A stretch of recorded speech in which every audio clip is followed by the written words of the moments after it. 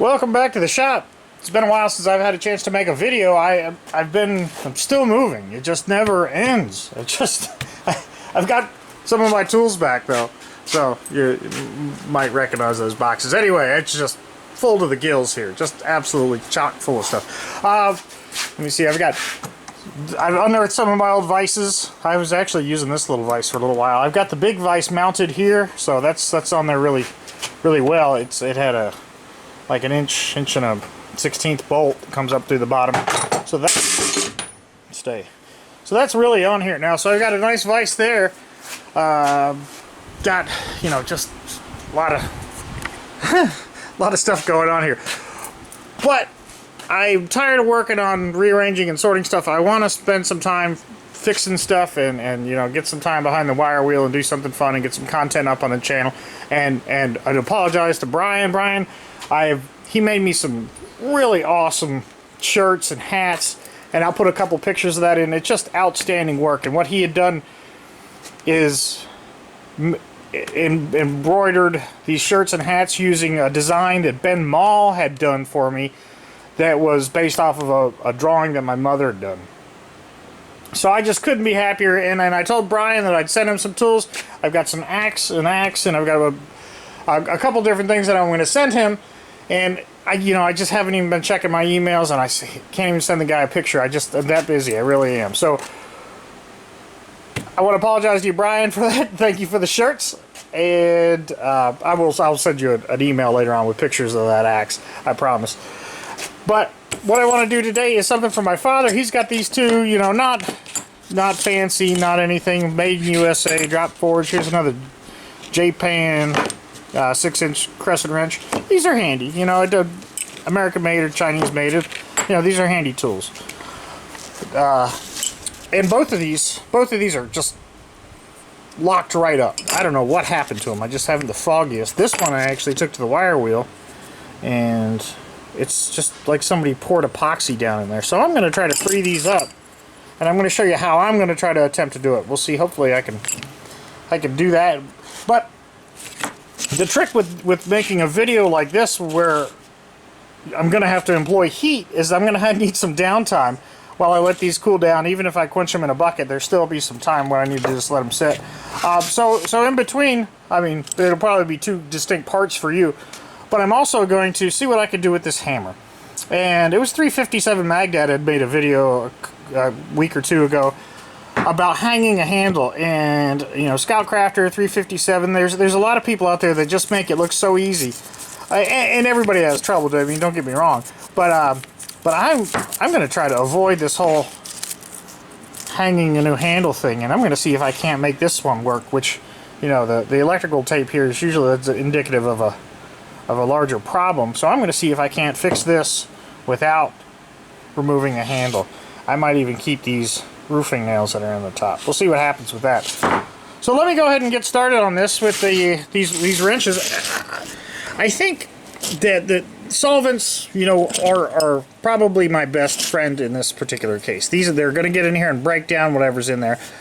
The rust, perhaps, with, you know, some WD-40 or, you know, cryo oil or whatever kind of stuff you want to throw at it. But I think at the end of the day, heat is going to be probably the best thing that's going to get in there. And if this is indeed epoxy of some sort or whatever schmoo that is, I'll be able to burn it out of there.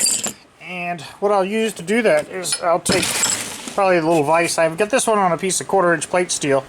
I have this other vise that's mounted on a 10-pound weight. I really like this format. I'll probably use this heavier one just because it's a little easier to use. So I'll put these in here, and I'm going to heat these up and see if I can't cook whatever schmoo is in there out of it, and get them freed up. While I'm talking about vices, got this other. This literally is the grandfather's vise. So that's going to be a future project. That's a Chaz Parker.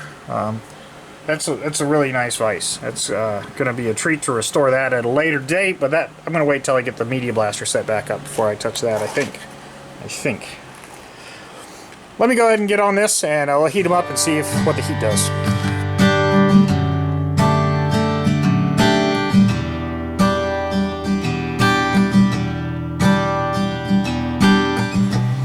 Alright, I got those heated up a little bit. You don't want to blue it and get it to the point where it's going to lose whatever heat treating is in there, but you want to free it up and get the metal to move just a little bit. If I remember correctly, what happens with regular steel is that for every 1 foot of steel that you have, for every 100 degrees, it'll expand 1/1000th of an inch. And, you know, even if it expands a 0.5 in this little thing, it's still moving a little bit, and it's freeing those bonds up. That's how I understand it works. So when you throw a little bit of heat on there, it sort of moves everything just a touch. And then you put the WD-40 on there, and hopefully that'll creep into it. And I don't know if it's like solder where it sort of seeks out the hot spots. It probably just flashes off. But I do know that, and I don't know how well it showed up on video, but the whatever was in this section here actually caught fire. So there was some sort of, you know, glue or epoxy or grease or something that was in there that had dried up, hardened, and, you know, combusted right there in situ. So I'm going to let those cool down and go to work on my little hammer for a little bit, then we'll come back and see if these will move. Alright, so I'm making decent progress on that other wrench. I've got one fixed. The other one is fighting me. This is the American-made one. The Japanese one, I'm not sure that there's any difference in the quality of them, but it just happened to be that this one freed up and the other one is a battle. So let's take this electrical tape off of this puppy and see what we've got here.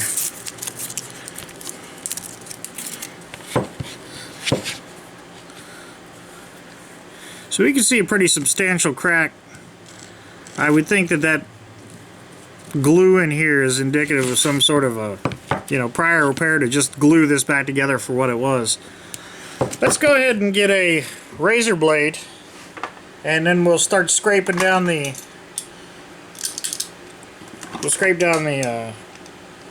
handles on this, and we'll see what that looks like, and hopefully that could show us a little bit more about what's going on in there.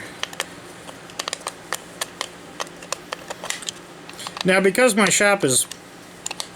father's shop is cluttered with my stuff, I know exactly where my razor blades are at because my toolboxes are back, but the problem is I can't get to them because my stuff's in the way. So I'm going to disassemble that.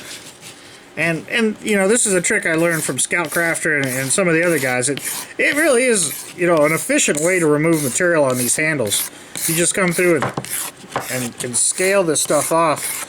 And typically I would be just common sense, which is, you know, in this case would be wrong. What I would think would be common sense would be to take this over to one of my many belt sanders and start ripping on it with the belt sander. But this does a better job because it limits your ability to remove material, because you could dig a big hole in this really fast with the belt sander. So this is a nice even way to do it. It's honestly, you know, a little bit fun to do. So let me fast forward through this and bring it back when we can see what's going on up here.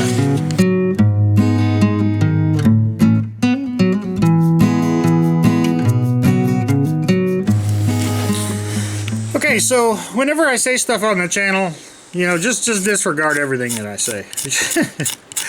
I'm going to take this over to the belt sander now and smooth it out.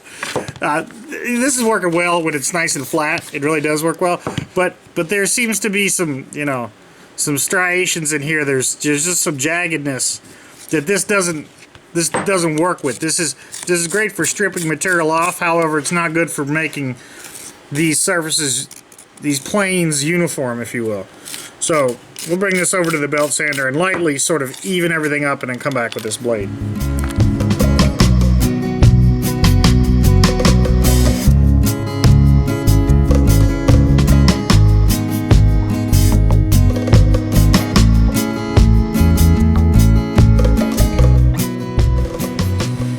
So here we are with the handle cleaned up. The belt sander on this particular handle, it worked well.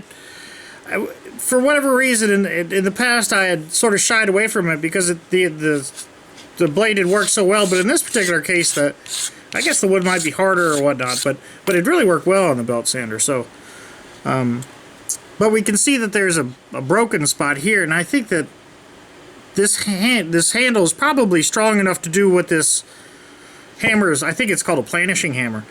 and it is probably more than strong enough to, you know, if you used it like a normal human being, but if you wanted to reef on something like an orangutan, it's going to break.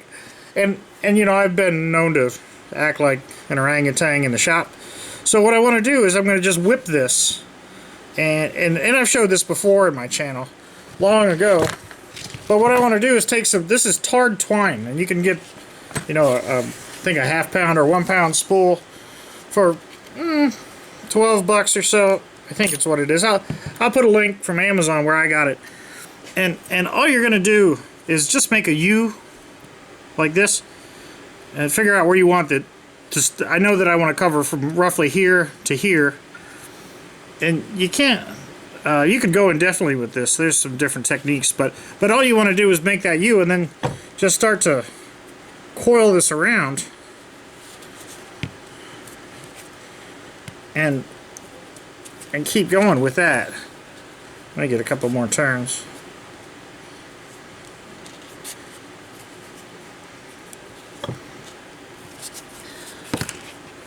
So you just keep going around like that and sort of holding everything tight.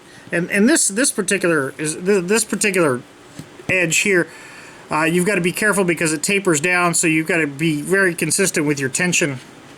And that comes with practice. This isn't very difficult, but I learned this back in Boy Scouts long ago.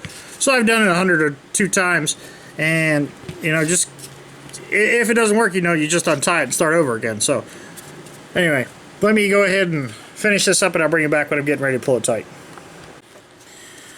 Okay, so now I have it whipped to about where I want it from the above and below that crack, and what I need to do is grab a hold of this section here, and you can see that it's tucked through that bite there, through that loop, hopefully, and then I'm going to pull on this, sort of snug that up, and it's going to start to pull that down inside. You can see that. And you want to go about, I like to go about 2/3 of the way through, and then you can come through and just go ahead and take these off, and then clean this up with a lighter, and that will help seize all this together. So let me go ahead and get a lighter and do that.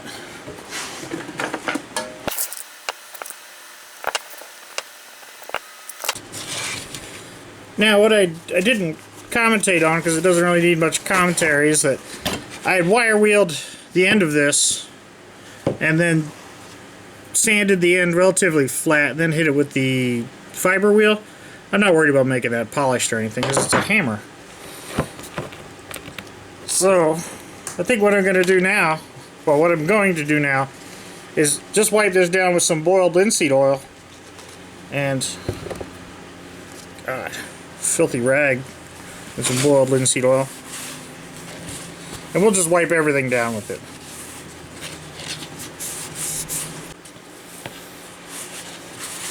So now I'm going to take this rag out and burn it, because you don't want to let the boiled linseed oxidize and heat up in the shop. This is the first time that I've soaked the tarred twine in the linseed oil, but I think that at the end of the day it's probably just going to dry up and work towards keeping this in place. There's no reason why this should come loose. And we will see with time. The boiled linseed oil on top of the steel, I have seen Alex Steele's channel, and he had a couple vices that they went ahead and just wiped down with boiled linseed oil. So apparently there's some, I'm not the only one that thinks that there's some rust prevention purpose to boiled linseed oil on metal. However, I don't think it works as well as your typical paste wax. So I was able to get this wrench working. The other wrench, it's fighting me every inch of the way, so not too worried about that one.